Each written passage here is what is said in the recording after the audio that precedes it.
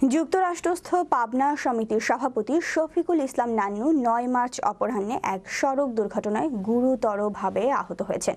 New York সিটির জ্যাকসনহার্স্টে কেনাকাটা শেষে সস্ত্রীক হেঁটে ৩৭ এভিনিউ থেকে ৭২ স্ট্রিটে যাবার সময় দ্রুতগামী একটি পিকআপ ভ্যান তাকে ধাক্কা দেয়। ধাক্কায় তিনি ছিটকে পড়েছিলেন বলে প্রত্যক্ষদর্শী পথচারীরা অকুস্থলেই তার মৃত্যু হয় বলে প্রচার করেছেন।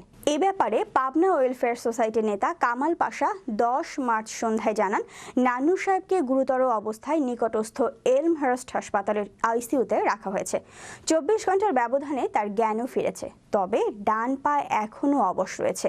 কথা বলতে পারছেন। চিকিৎসকরা তাকে গভীর পর্যবেক্ষণে রেখেছেন। কামাল পাশা আরও জানান, নান্নুর এক ছেলে এবং এক কন্যার উভয়ই চিকিৎসক। তারা এই দুর্ঘটনার সংবাদ জেনেই ভার্জিনিয়া এবং নিউ জার্সির কর্মস্থল থেকে ছুটে এসেছে নিউ ইয়র্কে। তাই দ্রুত আরোগ্যে সকলের দোয়া চাওয়া হয়েছে। উল্লেখ্য, নান্নুকে ধাক্কা দেয়া পিকআপ ভ্যানটি পুলিশ না আসা পর্যন্ত অকুস্থলেই দাঁড়িয়েছিল। এজন্য তার সমস্ত তথ্য নথিভুক্ত করে ছেড়ে দেওয়া হয়েছে। তদন্তের ভিত্তিতে পরবর্তীতে হয়তো তাকে জিজ্ঞাসাবাদ ও তার বিরুদ্ধে যথাযথ পদক্ষেপ গ্রহণ করা হবে।